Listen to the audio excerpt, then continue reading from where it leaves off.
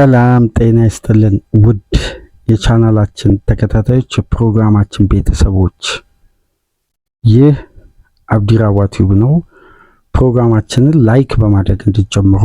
ላይክ ስታደርጉ የዚህን ፕሮግራም ተደራሽነት ተደማጭነት ከፍ ስለሚያደርግ ላይክ ማድረጋችሁን እንዳትረሱ። ላይክ እያደረጋችሁ አድምጡን።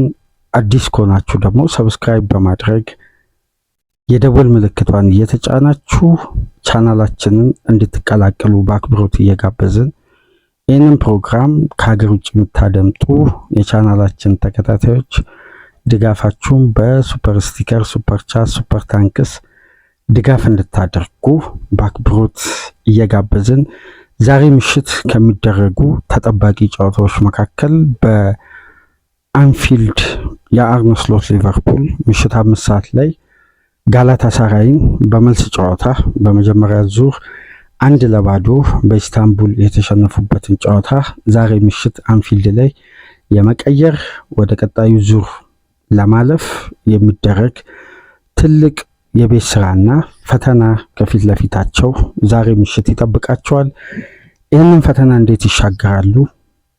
ድልስ ለሊቨርፑል በዚህ ደረጃ በአንገብጋቢ መልኩ እየተጠበቀ የሚገኝበትን የዛሬ ምሽቱን ጨዋታ በቅድመ ጨዋታ አንዳንድ ነጥቦችን በተለይ ከዚህ ጨዋታ ቀደም ብሎ በወጡ መረጃዎችም አያይዘን በዚህ ፕሮግራም ቆይታ እናደርጋለን። ከዚህ ፕሮግራም በመቀጠል ትናንት ምሽት ሁለቱ የእንግሊዝ ክለቦች ቼልሲና ማንቸስተር ሲቲ በሜዳቸውና በደጋፊ ፊት ሽንፈት አስተናግደው ከሻምፒዮንስ ሊግ እግር ኳስ ውጪ የሆኑበትን ድረ ጨዋታ ነጥቦች ከማድሪድ እና ከፒኤስጂ ጋር የነበረው የመልሱን ጨዋታ በተመለከተ የምናነሳቸው ነጥቦች አሉ። በአራተኛ ክፍል ፕሮግራማችን እንግዲህ ትኩረት የምናደርገው በካፍ አማካኝነት ከትናንት ምሽት ጀምሮ በርካታ የእግር ኳስ ቤተሰቦችን እያወያየ የሚገኘው የአፍሪካ ዋንጫ ድል እንግዲህ ያለፈው የአፍሪካ ዋንጫ ሴኔጋል ሞሮኮን አሸንፋ ማንሳቷ ይታወቃል። ነገር ግን በጨዋታው በተፈጠሩ ጉዳዮች በድጋሚ ካፍ ጉዳዩን ካለው ሕግና ስርዓት ጋር ተመልክቶ ዋንጫው ወደ ሞሮኮ እንዲመለስ መወሰኑን ተከትሎ የ2025 የአፍኮን አፍሪካ ዋንጫ ባለድል ሞሮኮ መሆኗን በ3-0 ግብ የሴኔጋል ድል ውድቅ ሆኖ የሞሮኮ ድል እንደጸደቀ ትናንትና ካፍ ባወጣው መግለጫ አሳውቋል። በርካታ ጉዳዮችን እያወያየን የሚገኘው በአራተኛ ክፍል ፕሮግራማችን ይዘን እንመጣለን። ከዚህ ፕሮግራም ቀደም ብሎ የምሽቱን የአርሴናልን ድል በሌቨርኩዘን ላይ 2-0 የተቀናጁበትን ፕሮግራም ወደ እናንተ አድርሰናል። ይሄ ፕሮግራም ደግሞ እስቲ የአንፊልዱን የዛሬ ምሽቱን ፍልሚያ ቅድመ ጨዋታ ነጥቦች ላይ እንወያይ። በተለይ የ1-0 አድቫንቴጅ ተወስዶበት አንፊልድ ላይ ይሄን ውጤት የመቀልበስ ትልቁ ኃላፊነት ለአሰልጣኙና ለተጫዋቾቹ ከቶትናሙ ያቻ ውጤት አንስቶ እስከ ትናንት ምሽት ድረስ በርካታ ዘገባዎች በሊቨርፑል ዙሪያ በጣም ጠንከር ያሉ ሰፋ ያሉ ከብዙ አቅጣጫ አስተያየቶች እየተሰጡ አብዛኛው ግምት የዛሬ ምሽቱን ጨዋታ ሊቨርፑል በሜዳውና በደጋፊው ፊት በተለይ ዩሮፒያን ምሽትን ከግምት ውስጥ በማስገባት አንፊልድ የመቀየር አቅም አለው የሚል ጠንካራ ሀሳቦችን እያነሱ ነው። ነገር ግን ከዚህ ጨዋታ ጋር በተያያዘ አሰልጣኙ ጋዜጣዊ መግለጫቸው በጣም እያነጋገረና ሰፊ ጉዳይ ይዞ የመጣ በርካታ ነጥቦችን ከጋዜጣዊ መግለጫ በኋላ በትላልቅ ሚዲያዎች በመወያያነት እየተነሳ ነው የሚገኘው። አንደኛውና ዋነኛው ጉዳይ እንግዲህ ከዚህ ጨዋታ ቀደም ብሎ አሰልጣኙ የሰጡት አንድ አስተያየት ነበር። ምናልባት በርካታ የሊቨርፑል ደጋፊዎች ፕሬስ ኮንፈረንስን የአርነ ስሎት የምትከታተሉ ከሆነ ከተወሰኑ ጊዜያት በኋላ በፕሬስ ኮንፈረንሳቸው ላይ የሚያነሷቸው ነጥቦች በርካታ ውዝግቦችን እያስነሱ ነው።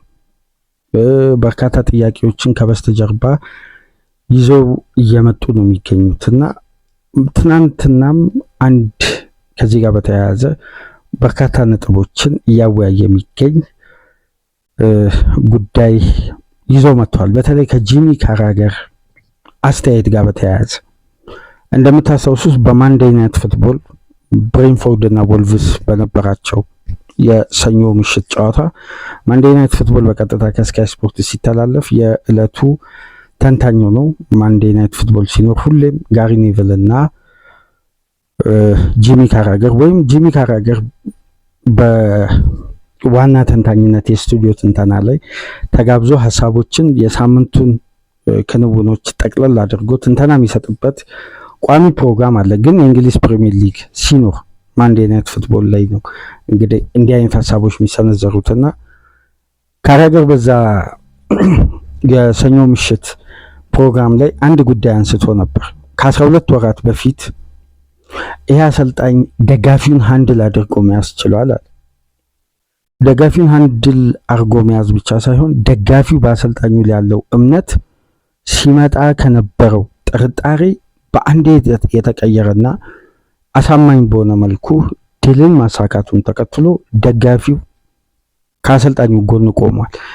ይሄ ፊሊንግ ደግሞ ወደ ክለቡ ወርዶ የክለቡ ትላልቅ አስተዳዳሪዎች በአሰልጣኙ ፕሮጀክትና ቀጣይ ስትራቴጂ ላይ ትልቅ እምነት ጥለው ከፍተኛ ኢንቨስትመንት በክለቡም በፕሪሚየር ሊግም በአምስቱም ትላልቅ ሊግ ታሪክ ከፍተኛ ኢንቨስትመንት አወጡ።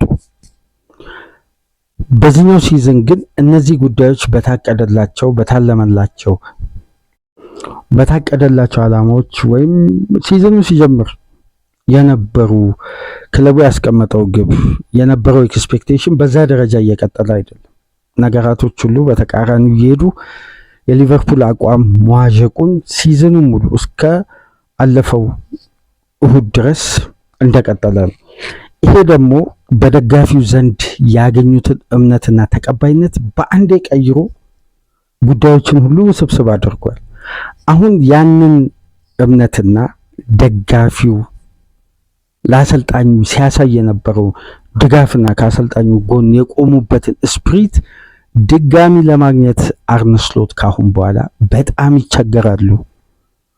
ምክንያቱም አንፊልድ እንዲህ አይነት ጩኸት አሰምቶ ስለማያውቅና ይህን ጩኸት በአንፊልድ ከሰማን ረጅም ዓመት ስለሆነ፣ ስለዚህ ይሄ ተቃውሞ የሚያሳየን ደጋፊውና አሰልጣኙ መካከል ያለው ትስስር በአጠቃላይ መቋረጡን፣ ይሄ ደግሞ የአሰልጣኙን ቆይታ በከፍተኛ ሁኔታ አደጋ ውስጥ ይጥላል። ምክንያቱም የዚህ ቡድን ካልቸር ከደጋፊው ስሜት ከክለቡ ስትራቴጂ ጋር በእኩል ስትራቴጂ የሚዘልቅ ነው። ይሄ ጉዳይ ደግሞ አሁን ከስሎቱ እጅ ይወጣ ይመስለኛል በማለት ነበር አስተያየቱን የሰጠው። ይህን አስተያየት ነው እንግዲህ ትናንትና በነበራቸው ጋዜጣዊ መግለጫ ጥያቄ የቀረበላቸውና እነዚህ ጉዳዮችን በድጋሚ ሃንድል የማድረግ አቅሙ አላችሁ ወይ? ጂሚ ካራገር ያነሳው ሀሳብ ትክክል ነው ብላችሁ ታስባላችሁ ወይ? ይህንን ነገርስ እንዴት ትመለከታላችሁ? ደጋፊው አሁን ላይ ክለቡ በሚያሳየው ብቃት በእጅጉ ደስተኛ አይደለም ወይም በክለቡ የታሰበው የታቀደው አይነት ያ የማሸነፊያ ስፕሪት በዚያ አሰልጣኝ ውስጥ ይቀጥላል ብለው ያመኑበት መንገድ በጣም ወደ ተቃራኒ ፖዚሽን እየተጓዘ ነው። ስለዚህ ይሄን ጉዳይ እንዴት ትመለከታላችሁ? የመቀየር አቅሙ አላችሁ ወይ? ወይም ድጋሚ ደጋፊውን የማግኘት በዚህ ቡድን ውስጥ ያንን ስፕሪት የመመለስ አጋጣሚ ይኖራል ብላችሁ ታስባላችሁ ወይ? በማለት ነው እንግዲህ ጋዜጠኞች 2-3 ጋዜጠኞች ጥያቄዎችን ያቀረቡት። አሰልጣኙ የሰጡት ምላሽ እንግዲህ ጉዳዮችን ሁሉ በተቃራኒው ሲነሱ የነበሩ ጥርጣሬዎችን ወይም ስህተት የነበሩ ጉዳዮችን በመቀየር ባለፉት ጊዜያት እዚህ ቡድን ውስጥ ቆይታዬ ብቻ የሚያረጋግጥ ነው አሉ። የተነሱ ተቃውሞዎችን የተነሱ ጥያቄዎችን በመቀየር የደጋፊዎችን እምነት ማግኘት የቻልኩት በተግባርና ሜዳ ውስጥ በሚታይ ትክክለኛ ውጤታማነት ነው። ጉዳዮችን በመቀየር በኩል በርካታ ጊዜ ይሄን ነገር እየፈጸምኩ ነው አንፊልድ የቆየሁት ከሚገርም ደጋፊና የሚገርም ታሪክ ካለው ቡድን ጋር በማለት እንግዲህ የመጀመሪያ ነጥባቸውን ያነሱት አሰልጣኙ የኤርገን ክሎፕን ቦታ ለመተካት ሲሾሙ ሲመረጡ የነበረውን ጥያቄ በድል እንደመለሱ ትላልቅ ምሽቶችን ያሳለፉበትን ስለ የቡድኑ ጥንካሬ በአሰልጣኝ ውስጥ የተሻገረበት መንገድ በልዩነት በማንሳት እንግዲህ የራሳቸውን ስራ ፕሮቴክት እያደረጉ እንግዲህ በርካታ ደቂቃዎችን በፕሬስ ኮንፈረንስ ቆይተዋል እና ከነዚህ መካከል በዘንድሮ ሲዝን በማለት ከአትሌቲኮ ማድሪድ፣ ሪያል ማድሪድ፣ ኢንተር ሚላን፣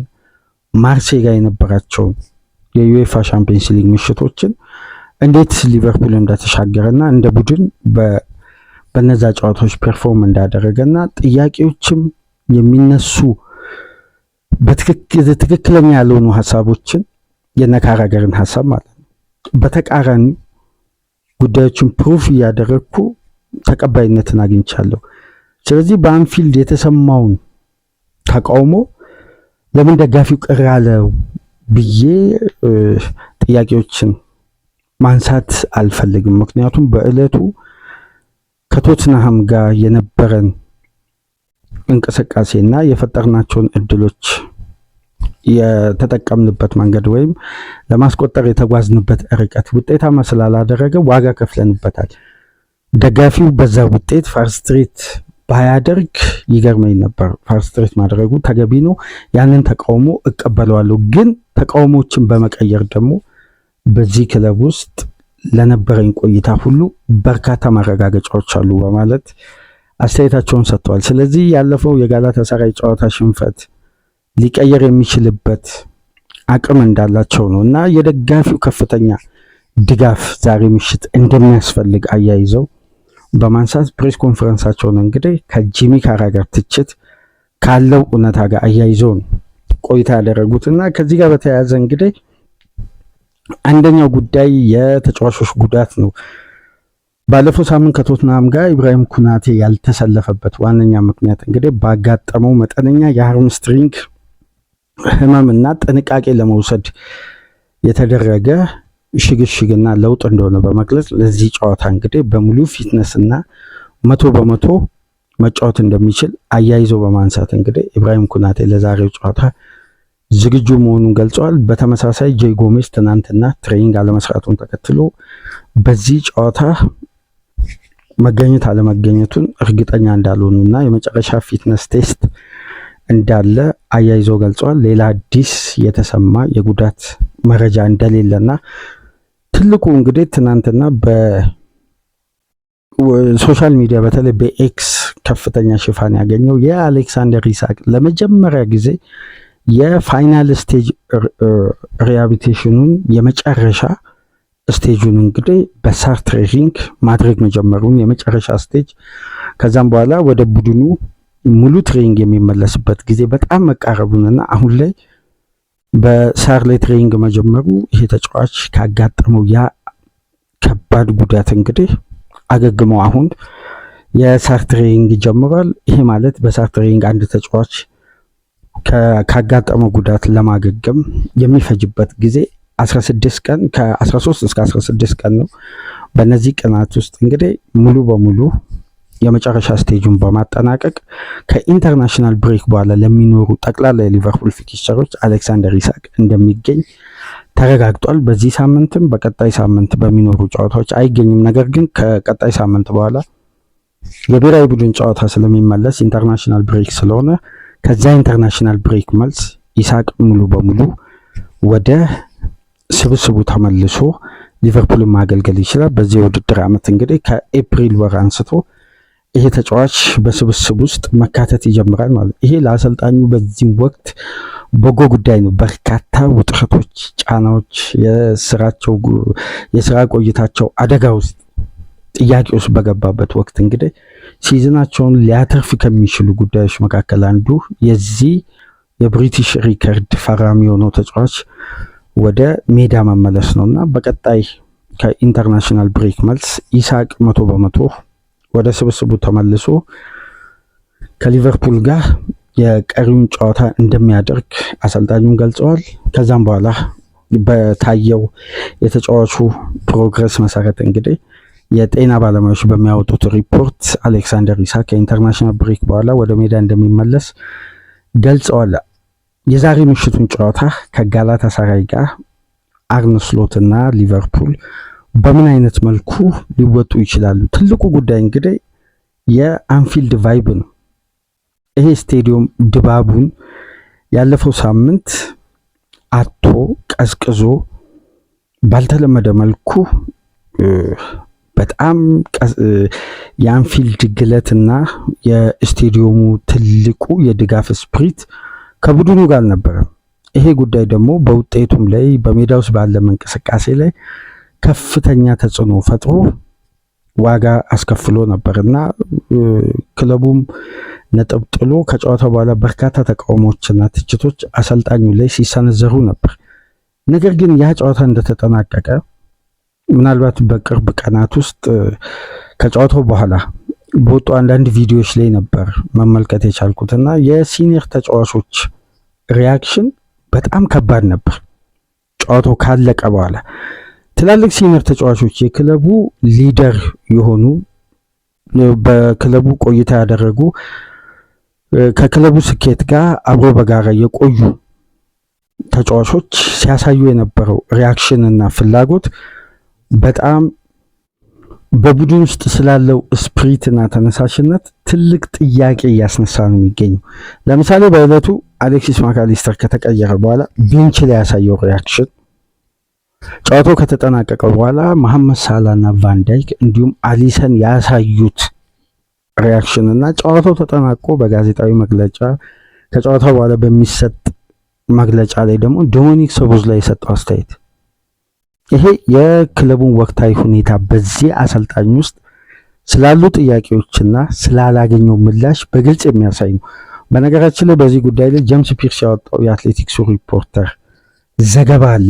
የቡድኑ ኢነርጂና ከፍተኛ ሜንታሊቲ፣ ጨዋታን የማሸነፍ ውጤት የመቀየር የተነሳሽነት አቅም ከሲስተም ጋር በተያያዘ የሊቨርፑል ከፍተኛ ቴምቦና በንቃት ሜዳ ውስጥ የሚያደርጉት ፐርፎርማንስ ከጨዋታ ጨዋታ በሚታይ ደረጃ የደጋፊው ስሜትን የሜዳ ውስጥ እንቅስቃሴ በግልጽ የሚያሳይ ነው እያሉ ነው የሚገኙትና እነዚህ ተጫዋቾች ባለፉት ዓመታት ይላል የጄምስ ፒርስ ዘገባ ላይ ስመለከት ሶቦስላይ የቡድኑ ውጤት ቀያሪ ትልቁ ቱል ሆኖ ባለፉት ጊዜያት ሲያሳይ የነበረውን ብቃት በማንሳትና በተጠናቀቀው የውድድር ዓመት ክለቡ ሻምፒዮን ሲሆን የነበረው ሚና ፍላጎት በሜዳው ስላለው እንቅስቃሴ አያይዞ አንስቶ ከክለቡ ጋር ቆይታ ለማድረግ ወደ ፋይናል ስቴጅ እየተጠጋ የሚገኘው የተጫዋቹ የኮንትራት ስምምነት እንደነዚህ አይነት ውጤቶች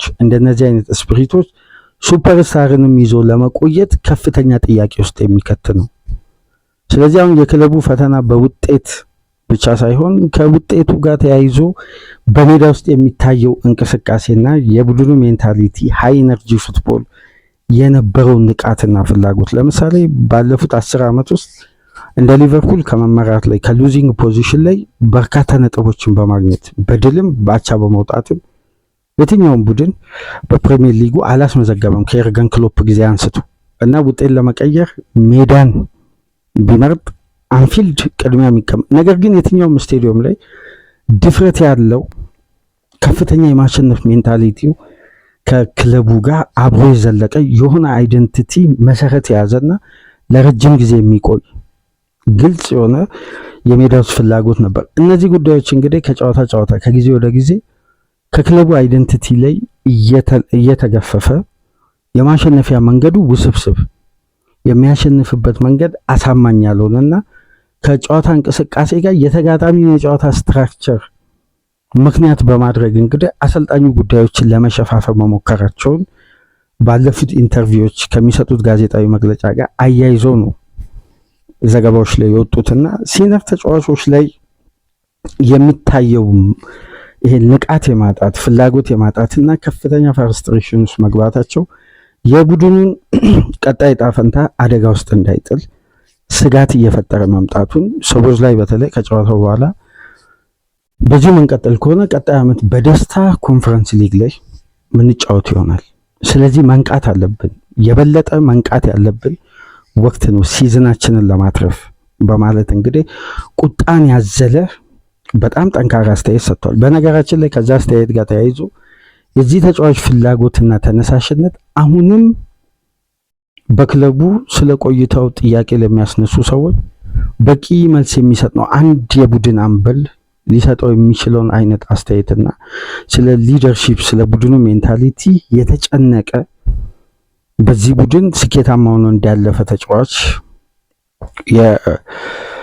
ከራሱ የሚጠበቀውን አስተዋጽኦ ለማድረግና የግሩፑን ተጽዕኖ ለማንሳት እንግዲህ የተሰጠ አስተያየት ነው በማለትም በፖዚቲቭ ያነሷሉ። ነገር ግን ሲኒየር ተጫዋቾች ከጨዋታ መጠናቀቅ በኋላ ባሳዩት ሪያክሽን የቀድሞ ሜንታሊቲ ከክለቡ ጋር አይደለም። ለምሳሌ እንደ ምክንያት እዛ ዘገባ ላይ ከተመለከትኳቸው ነጥቦች መካከል ሊቨርፑል በአንፊልድ ሆነ ከሜዳ ውጭ በሚኖረው ጨዋታ በኢነርጂ እጦት ወይም ይሄ ቴምቦ የወረደ ቡድን ሆኖ ሳይሆን በተወሰኑ አጋጣሚዎች ነጥብ የሚጥል እንጂ ወደ ብቃት መውረድ፣ የሜዳ ውስጥ ፍላጎት መውረድ፣ በማጥቃቱ በኩል መልክ ማጣት፣ የአጨራረስ ችግር ያለበት፣ የቅንጅት ጉለት የሚታይበት ቡድን አይደል። ካራክተሩ ሁሌም ተመሳሳይና ሃይ ስታንዳርድ ነው። ነገር ግን አሁን በደም ሚድል ክላስ ፐርፎርማንስ እየወረደ መጥቷል ነው።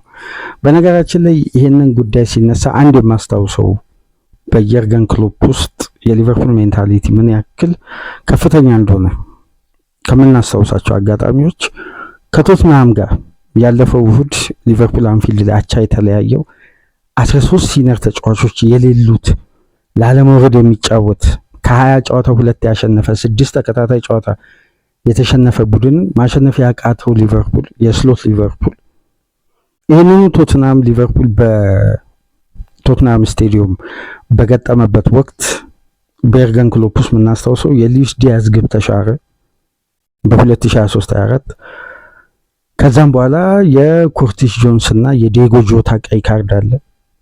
ነገር ግን ሊቨርፑል በ9 ተጫዋች ሜንታሊቲውን ያን ጨዋታ ለሚያስታውስ ሊቨርፑል የማግባት አይነት ለውጦችን ነበር በሜዳው ሲያደርግ የነበረው የተጫዋቾች ለውጥ።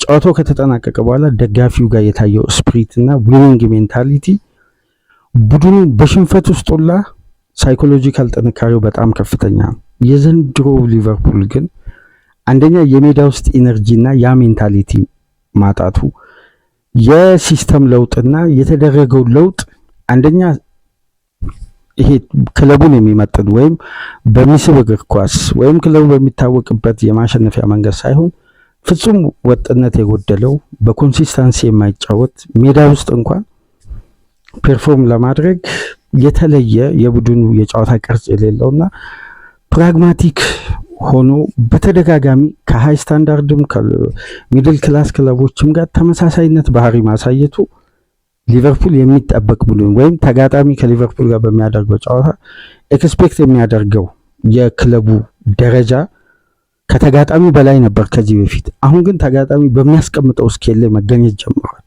ለዛም ነው በመጨረሻ ደቂቃ በዘንድሮ ሲዝን በአምስቱ ትላልቅ ሊግ ከየትኛውም ቡድን በላይ 10 ግቦችን በማስተናገድ እነዛ ግቦች ሊቨርፑልን ለሽንፈትና ነጥብ ለመጣል የዳረጉት። ስለዚህ የክለቡ ሜንታሊቲ መመለስ የመጀመሪያ ስፕሪቱን ለማግኘት የክለቡን የማሸነፊያ መንገድ ሜንታሊቲ ማግኘት። ሜንታሊቲ ሲገኝ ከደጋፊው ጋር ያለው ቁርኝትና ትስስር የበለጠ እያደገ መምጣቱን በማያያዝ ነው እንግዲህ እነዚህ ትችቶች አሰልጣኙ ላይ ጠንከር ባለ መልኩ ያለፉት ቀናት ሲነሳ የነበረውና የዛሬ ምሽቱ ጨዋታ ለስሎት የስራቸውን ቆይታ የዘንድሮ ሲዝን ማትረፊያ ድልድይ ነው። ዛሬ ጨዋታ ከተሸነፉ ከዚህ ውድድር ከተሰናበቱ የስሎትም ቆይታ እንግዲህ በአብዛኛው መልኩ የሚያከትምበት ሲያሸንፉም ድሉ ተቀባይነት ያለውና ሊቨርፑል በዩሮፒያን ምሽት ሲያሳልፍ የነበረውን አይነት አስደናቂ የማሸነፊያ መንገድና ያንን ስፕሪት መመለስ የሚችል ራሱን ከስጋት በጭንቅና በውጥረት የሚያወጣ ቡድን ሳይሆን አሳማኝ የሆነ ድል ከአስፈላጊ ሜንታሊቲ ጋር በቀጣይ ዙር ተጋጣሚውን በሩብ ፍጻሜ ፒኤስጂን ለማግኘት ትክክለኛ ጥንካሬ ላይ መገኘቱን የሚያሳይ ምላሽ ካልሰጠ እንግዲህ ለአርነ ስሎት ጊዜው በጣም ከባድ እየሆነና ውጥረት የተሞላው ቆይታቸው ጫናውም ጠንከር ብሎ ከሚዲያውም ከውስጥም እየመጣ እንደሆነ እንግዲህ በስፋት እየተገለጸ ዛሬ ምሽት እንግዲህ ድልም ዋጋው በጣም ከፍ ያለ ድል መሆን አለበት። ተቀባይነቱ የአሸናፊነት መንገድም አሳማኝ ስፒሪትም የደጋፊውንም ፍላጎት ደጋፊውንም ሃንድል ለማድረግ ከደጋፊው ጋር ጥሩ ትስስሩን ዳግም ለማግኘት እንግዲህ ዩሮፒያን ምሽት ለአርነ ስሎት ቁልፍ ይሆናል ዛሬ ምሽት ተብሎ ይጠበቃል። ይህንንስ ጨዋታ በምን አይነት መልኩ ይወጡታል? ከምሽት 5 ሰዓት ጀምሮ የምንመለከተው ነው። ነገር ግን ትናንት ምሽት ከተመለከታችሁ አላቅም ቴሌግራፍ አንድ ጉዳይ ይዞ ወጥቶ ነበር። ከሰሞኑ በተለያዩ ሚዲያዎች ላይ ወይም ተጨባጭነታቸው በዛ ደረጃ ከፍ ባላሉ ወይም ከፍተኛ ክሬዲት በማያገኙ ሚዲያዎች ላይ የምንመለከተው አንድ ዘገባ አለ። የሪቻርድ ሂውዝ ቆይታ ላይ በተያያዘ የሊቨርፑል ስፖርቲንግ ዳይሬክተር እንግዲህ ወደ አልሂላል ለመሄድ ተስማምቷል የሚሉ ከሳውዲ የሚወጡ ዘገባዎች በስፋት ሲነሱ ነበር። ያለፉትን ቀናት ተመልክታችሁ ከሆነ በኤክስ ገጽ ምሽት ላይ እንግዲህ የቴሌግራፍ ሪፖርተር ባረጋገጠው መሰረት በዚህም ወቅት አልሂላል 3 ስፖርቲንግ ዳይሬክተሮችን ከፕሪሚየር ሊግ ለመውሰድ ከፍተኛ ስራ እየሰራ ነው። ከነዛ መሃል አንዱ ሪቻርድ ሂውዝ ነው። ግን በክለቡ እስከ 2027 የሚያቆየውን ኮንትራት አለው። ይሄም ስፖርቲንግ ዳይሬክተር በቀጣይነት የክለቡ የተጫዋቾች የኮንትራት ሂደት እንደተጠናቀቀ ቀጣይ ሳመር እንግዲህ ለተጨማሪ 3 ዓመት የሚያቆያቸውን እስከ 2029 ድረስ የሚያቆያቸውን ኮንትራት ለመፈረም እንግዲህ ከማይክል ኤድዋርድ ጋር ከሊቨርፑል ከፌንዌይ ስፖርት ግሩፕ ኃላፊዎች ጋር ድርድሮች ተጀምረዋል። ነገር ግን ከሳውዲ የመጣላቸው ምንም አይነት ጥያቄ የለም። ነገር ግን የሳውዲው ክለብ አልሂላል በአማራጭነት ከያዟቸው 3 ትላልቅ ስራ አስኪያጆች ስፖርቲንግ ዳይሬክተሮች መካከል አንዱ ሪቻርድ ሂውዝ መሆኑ ተረጋግጧል። ነገር ግን ለሊቨርፑል የኮንትራት ማፍረሻም የንደራደር ሪቻርድ ሂውዝን ለመውሰድ ህጋዊ ፍቃድ እናገኛለን የሚል ጥያቄ አልቀረበም። የበለጠ ግን እነዚህ ስፖርቲንግ ዳይሬክተር እና ሲኢኦ በክለቡ ኮንትራት የማራዘማቸው እድል ግን የሰፋ ነው የሚል ነው ቴሌግራፍ ዘገባው ላይ ይዞ መውጣት የቻለው። እንግዲህ በቀጣይ ሳመር የምንመለከተው ነው። ነገር ግን ከሰሞኑ ኮሜንት ላይ እየተመለከትኩ ነበር ከፍተኛ ቅሬታ በሊቨርፑል ኃላፊዎች በኩል። በነገራችን ላይ አብዛኛው የእግር ኳስ ቤተሰብ በመላው ዓለም ያለ የሊቨርፑል ደጋፊ ብቻ ሳይሆን ከሊቨርፑልም ድጋፍ ውጭ ያለ በስሎት የሊቨርፑል ቤት የመጀመሪያ ውድድር ዓመት ሁሉም 100% ተቀባይነት አግኝቷል። ምናልባት በብቸኝነት ዋንጫ ባነሳም ሊቨርፑል እለት በዚህ ፕሮግራም ላይ አባያነሳው አንድ ሀሳብ አለ። ሊቨርፑል እንደ ቡድን ዋንጫ ማሸነፉ ደስተኛ ነው። በስሎት ውስጥ ግን ዋንጫ ማንሳቱ አሁንም አያሳምነኝም፣ የክሎፕ ቡድን ዋንጫ አነሳው ሲል ነበር። በእኔና በአባ መካከል የአለፈው ዓመት የዛሬው 2 ዓመት ከ16 ወር በፊት ከፍተኛ ክርክር ነበር። በእኔ በኩል ያለው ሀሳብ ስሎት ለሊቨርፑል ይመጥናሉ፣ ትክክለኛ ሰው ናቸው። በአባ በኩል የነበረው ሀሳብ ደግሞ 100% ኔዘርላንዳውያን በዘመናዊ እግር ኳስ ያላቸው ሀሳብ አብቅቷል፣ ከዘመናዊ እግር ኳስ ጋር እኩል እየተጓዙ አይደለም እና አርነ ስሎት በሊቨርፑል ቤት የስራ ቅጥር መሾማቸው ተገቢ አይደለም በሚል በ3 ፕሮግራም ከ16 ወር በፊት በጣም ተከራክረን ነበር ለሁለት እና በስተመጨረሻም በመጀመሪያ ሲዝናቸው ስኬታማ ሆኑ። አምና በነበረን አብዛኛው ፕሮግራሞች ላይ በኮሜንት መስጫ ከምናነባቸው መልእክቶች መካከል አባ መቶ በዚህ ፕሮግራም ይቅርታ ይጠይቅ በስሎት በኩል በሰጠው አስተያየት የሚል ነበር እና በዘንድሮ የውድድር ዓመት ደግሞ ጉዳዮች ሁሉ በተቃራኒ ሆነው በቅርቡ ኮሜንቶች ከሊቨርፑል ኃላፊዎች አንስቶ እስከ አርነ ስሎት ድረስ እየተሰጠ ነው።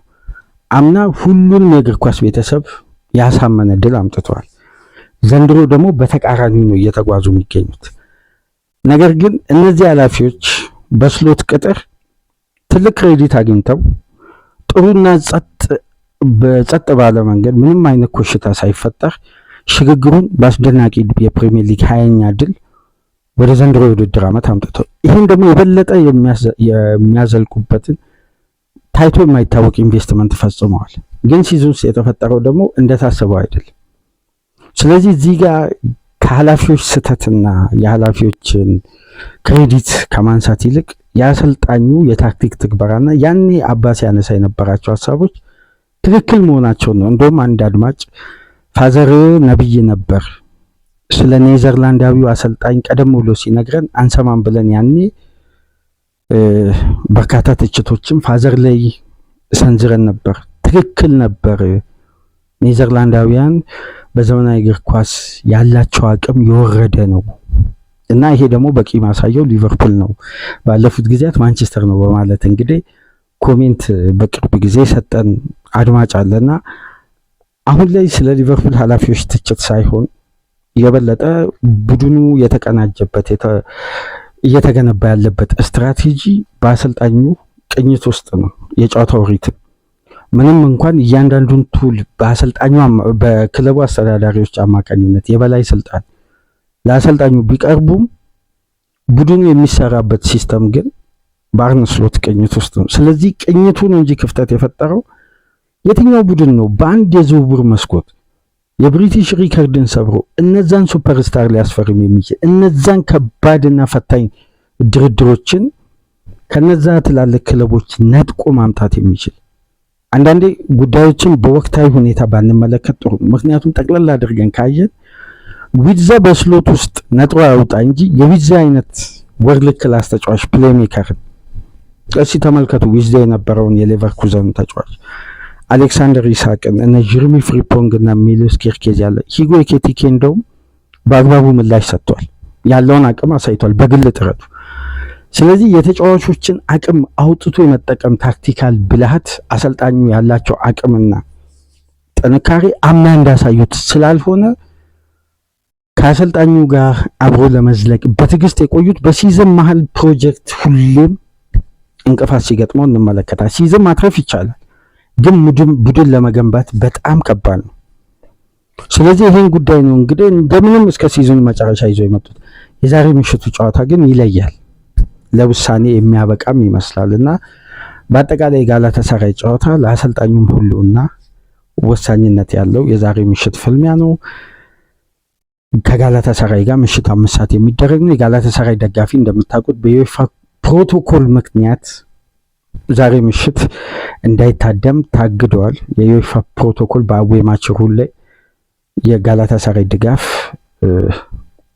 እንግዲህ ከአንፊልድ እንዲታገዱ ወስኗል። ነገር ግን ከክለቡ ጋር በመምጣት በመርሲሳይድ በእሳት በጭስ ከተማውን አድምቀውታል።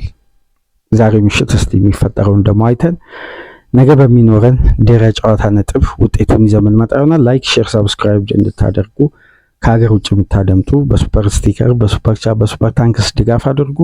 በሶስተኛ ክፍል ፕሮግራማችን ተመልሰን እንመጣለን። ሰላም ቆዩ።